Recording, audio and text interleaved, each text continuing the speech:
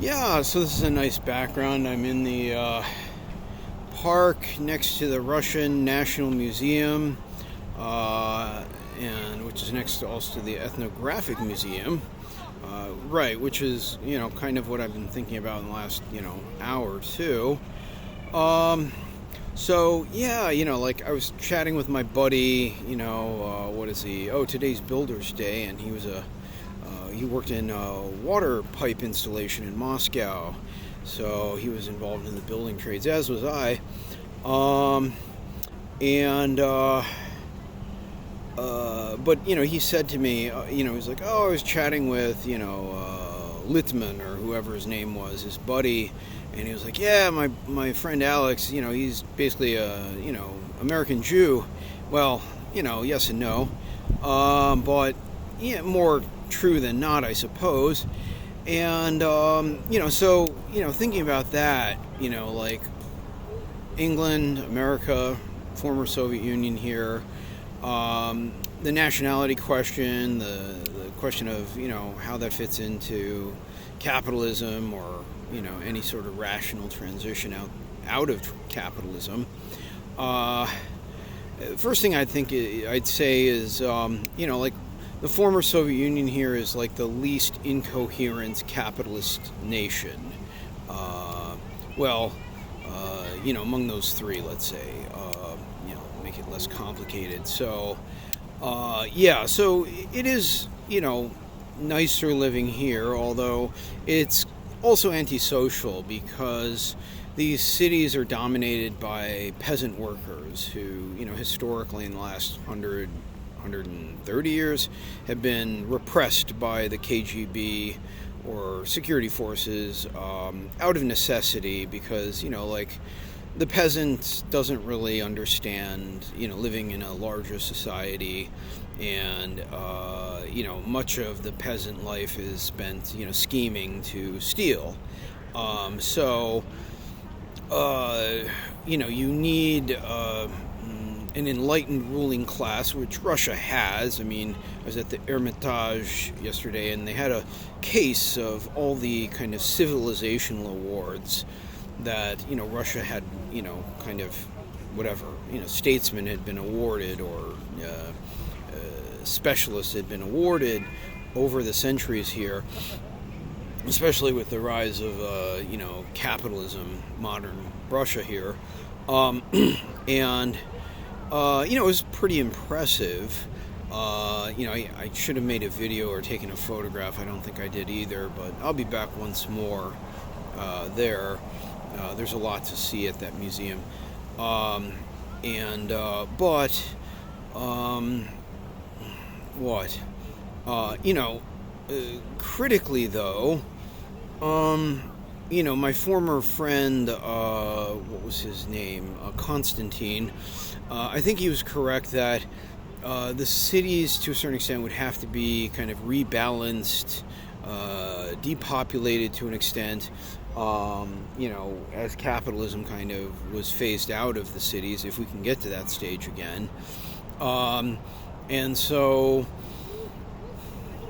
you'd have, I think, kind of thinking about how things were in the Soviet period, from, like kind of observing from afar, I guess.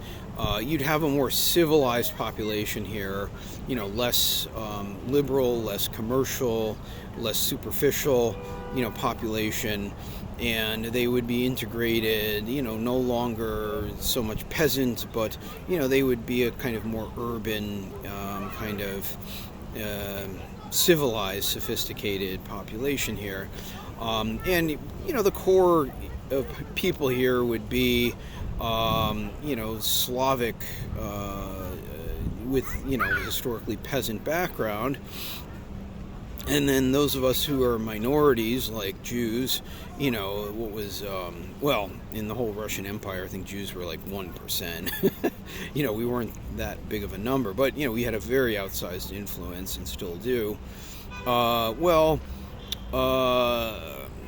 In terms of the Jewish nationality,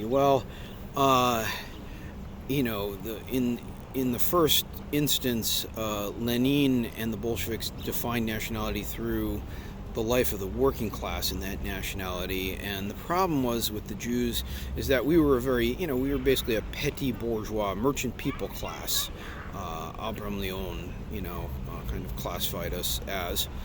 And so, we'd be like, say if we're in America or here, we'd be like annoying but dynamic, petty bourgeoisie, like the Armenians are, so marginal yet, dynamic and, with some importance, to the life of this nation or America, etc., other nations. I could even see, having some sort of Jewish autonomous zone like the Tatars have, around the time of the genocide. The best Jews, I guess at the time, the Jewish Anti-Fascist Committee were saying, hey, give us, part of Crimea. And that tended towards, Jews basically going to the urban centers and being Jews, like working in government or security or, trade, but, that would be maybe phased out over time. Like you have peasants on the other hand. Peasants love their land and they love scheming and stealing chickens and being antisocial, towards outsiders. So, and Lenin was like, well, it would take, some generations to normalize the peasantry. Same thing with the Jews, take some generations. Now, we're a small minority, so, I'm half a Jew. And then, you have a lot of, fractional Jews and, I guess you can say normalize or integrate or whatever, for better, for worse. Largely for the better here, I think. Yeah, like the Jews here in the former Soviet Union, generally, my impression is they're more normal, less nationalist, more social, more constructive than, the idiot nationalists, let alone the Zionist Jews with money in the West. Terrible there. But the Jews here are civilized. They're not like raping and murdering people like they are in the Zionist entity.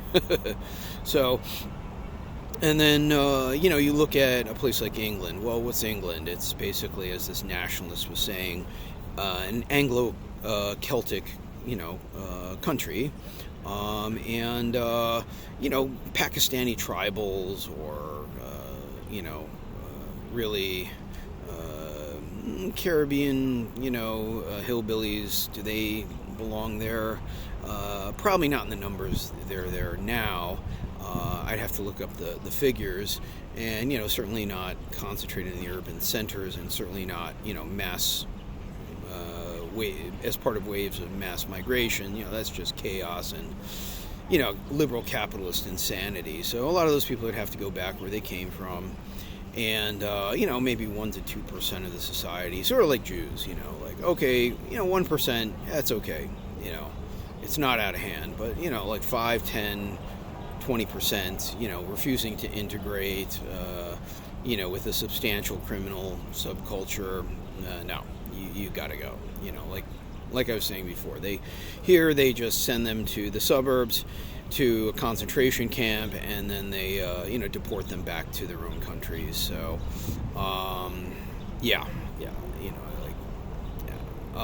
in America, that's an interesting, complicated question, because most of America is not really native to America. It's a settler colonial state. So I would say America is like Anglo and African American at its core, and then Latin after that, or, well, number one, of course, American Indian, but, those poor bastards were so genocided, but, there should be some sort of affirmative action program where, the American Indian population is aided, unlike today where the merchant filth just abuse and use American Indians, or just, malign, neglect, and, the suicide rates are off the charts. And then, like the black populations, in a place like Chicago, for example, where I lived for 24 years, half of them, they should be, okay, stay in Chicago, I guess. And I guess, I don't know. That's a complicated question, I guess. But yeah, let's say half, half the black population that's been there historically. They're being pushed out now by migrants and the liberals. But, let's say from 50 years ago, was the black population of Chicago. Well, half of them should probably be allowed in a revolutionary government to, live in Chicago and live in, comfortably and, be productive and all of that. And, they've been some of the most advanced, even revolutionary sectors of American urban society. But then, the other half, criminals and basically, gutter elements, they should be shot or deported. And, similarly with, Mexicans and Puerto Ricans in Chicago, half of them, well, they're from the Americas. They're, way far south out of where they came from. But they're closer than many Europeans. So, I could see, like half the Mexicans, half the Puerto Ricans, stay there, the other half get out.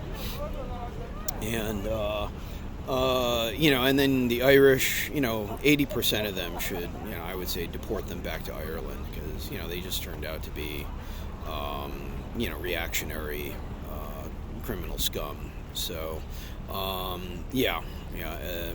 basically. And then what else? Italians, let 30% stay, etc. So, yeah, I mean, now Chris Hedges was talking about how, Trump is kind of he was asserting Trump is a representative of the Christian fascists, these mega church preachers. Well, yeah, I think that's definitely part of his base. But, he's also part of the, well, ironically today being Builders' Day here in the former Soviet Union, he's also part of like that class, that layer of building contractors. And that, that's positive relative to the finance, insurance, real estate parasite filth. And so I would say overall, if that sector of society was able to deport, the 50 million illegal migrants from America and, have some sort of crooked right-wing New Deal. I mean, Roosevelt, even FDR, the hero of these, shit libs, he never said capitalist, he said plutocrat. Who else said plutocrat during that time? Hitler. He took that language from Hitler and Mussolini. That was a way of not saying capitalist. That was a way of, basically being mealy-mouthed, being vague, being, and saving the capitalist system, as Chris Hedges, the Menshevik, points out. Chris himself represents an ideology of gutter criminals, basically reformist, yeah. So, as does Grandpa Bernie. There's a lot of shit in the U.S. It's a right-wing shithole. So, but, I think Trump and friends are less shit than the liberals have become. So, maybe you'll have a less incoherent, objectively less right-wing country under the populists. I don't know that the U.S. will necessarily go fascist. I mean, it'll be authoritarian and right-wing, but, is now. And if more people are working, construction jobs, let's say, building roads or what have you, or, I don't know, well, Hedges is pessimistic that that'll happen. We'll have to see, I guess. Maybe the masses will demand that, actually, in America. I don't know, I guess I'm kind of pessimistic that anything really constructive will come out of America and capitalism in general in the world, but